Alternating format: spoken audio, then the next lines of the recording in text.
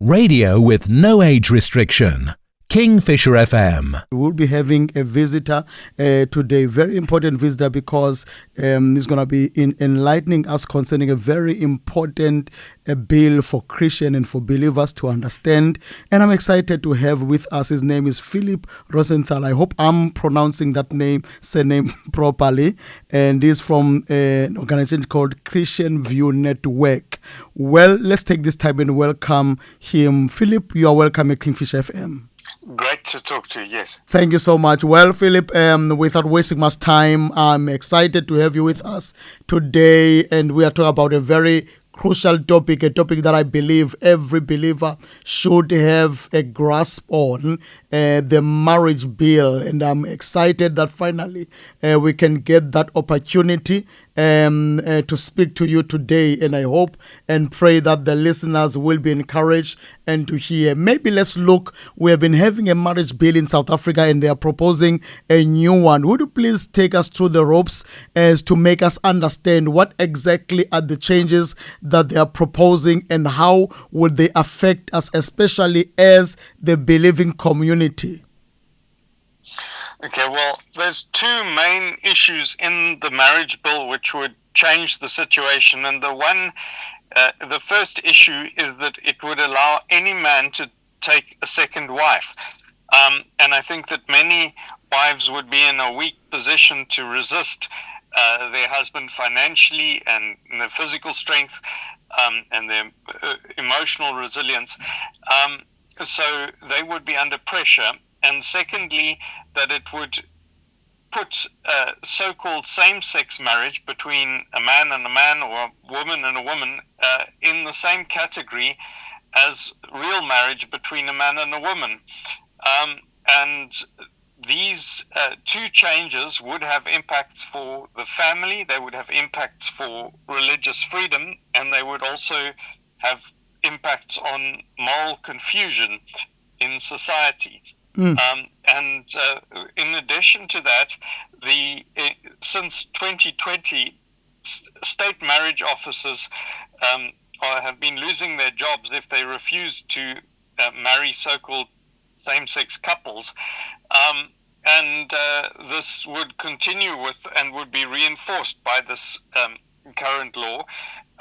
So we really need to speak up to protect the Christians from being persecuted and from the family from being damaged.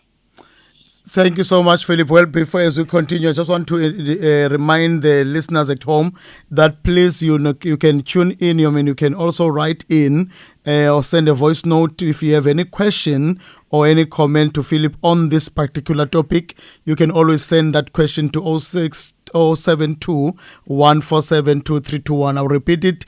If you would love if you have any question or anything that would love to be clarified on this particular topic, please write a WhatsApp to 072 147 2321. Well, thank you so much. Well, the second thing that I would love to know from you, Philip, even as we continue to talk about this topic, and thank you again, by the way, thank you for making the time here at Kingfisher FM. We really, really appreciate it.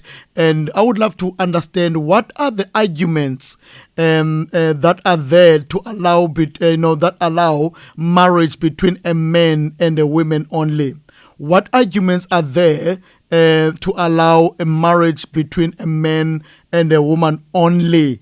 Please do raise them up so that as we tackle this topic, we understand those clearly and therefore we know we are moving from the same page. Okay, well, I think as Christians, we start from Genesis chapter 2, verse 24, and which confirms that marriage is between a man and a woman only, but this is also recognized in the Universal Declaration of Human Rights, which is the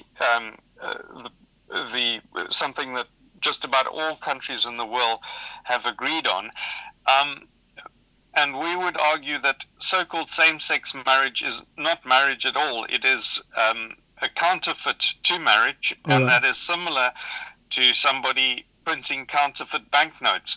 It devalues real marriage, and what we've seen is that since same-sex marriage was legalized in this country, as we predicted, since 2007, when it came into force, the marriage rate has almost halved. That means there's half the number of people that are getting married as were getting married at that time. But there's not half the number of children being born. There's the same number of children being born. Wow. So the result is that those children do not have a stable environment of a mother and a father who are committed to each other for life, and or at least trying to do that.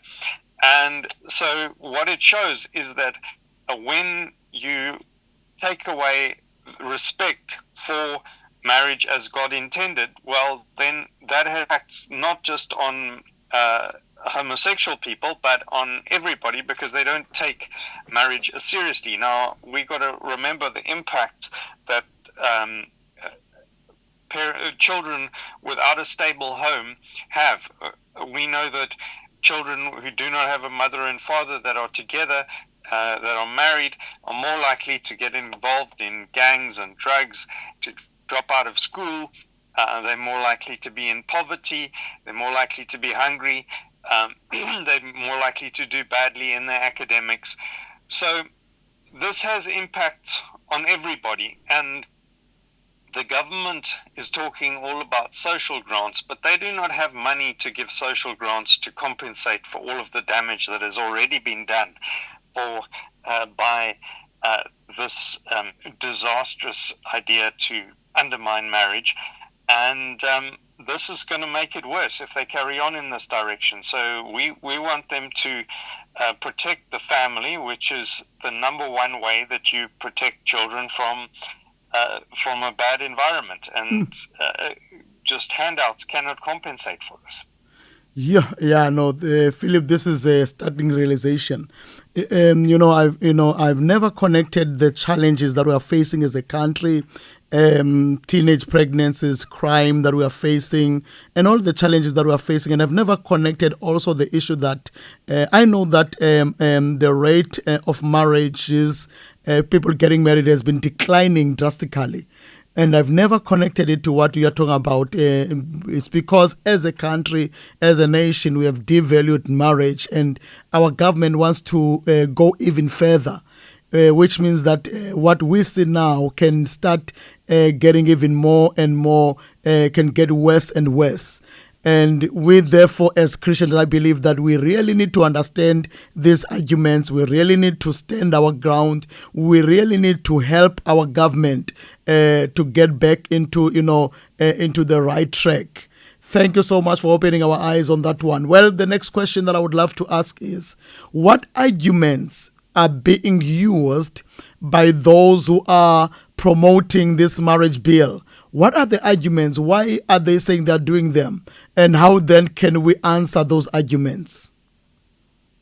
Okay, well, I'm going to answer that question, but first I want to just alert the listeners to the opportunity that they will have on Thursday, the 27th of March, which is when the Parliamentary Committee on Home Affairs is coming to Port Elizabeth, Gqeberha, Nelson Mandela Bay, to the Daku Hall, which is in KwaZulu-Natal, and we would really appreciate if you would go along to that between 10 o'clock and 3 o'clock. I will repeat it again later in the program. All right. But please note down 27th of March at the Daku Hall in KwaZulu-Natal, 10 o'clock to 3 o'clock. Please go and speak up against this.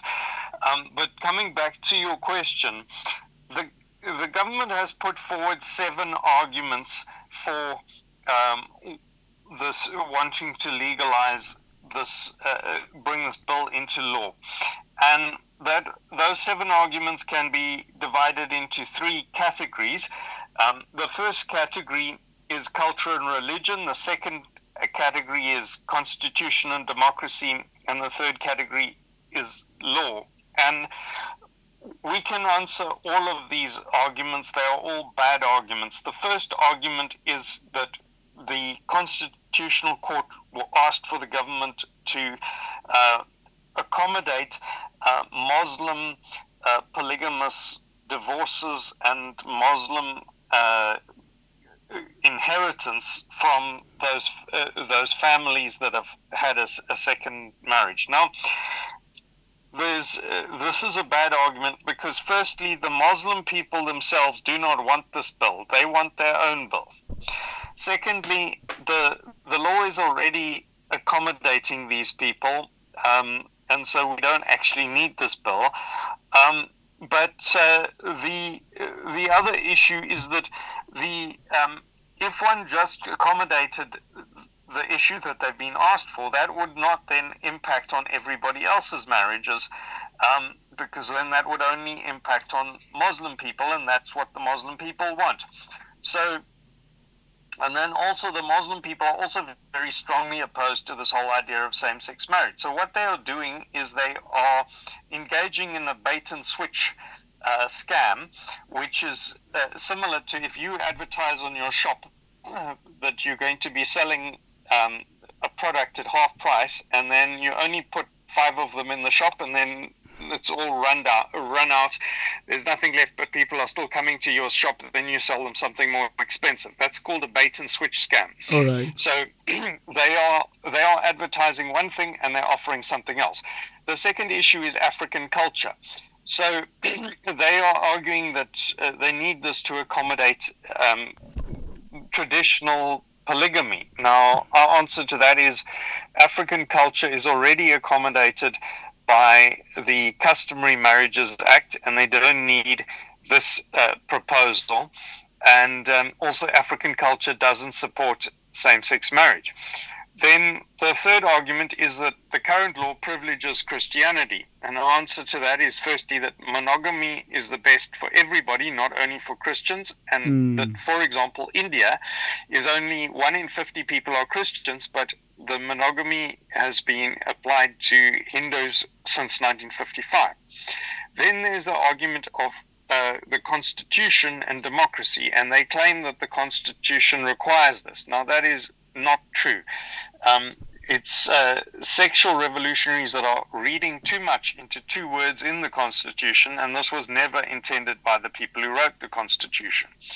Then the next argument is they claim this is needed because of democracy. Now, that is completely false because nobody voted to put this sexual orientation into the Constitution. Nobody voted in favor of same-sex marriage, and we know that if there was a vote, they would lose. We would win. So it's only a small number of sexual revolutionaries who want this bill. The rest of the population doesn't want them. Then their next argument is in terms of law, which they say they're tidying up fragmented laws. And we say, no, that's not true. There's very good reasons why we have different laws. And even the government at the time was, in 2006, when same-sex marriage was legalized, deliberately put them into separate laws because that better protects religious freedom, it better protects the family.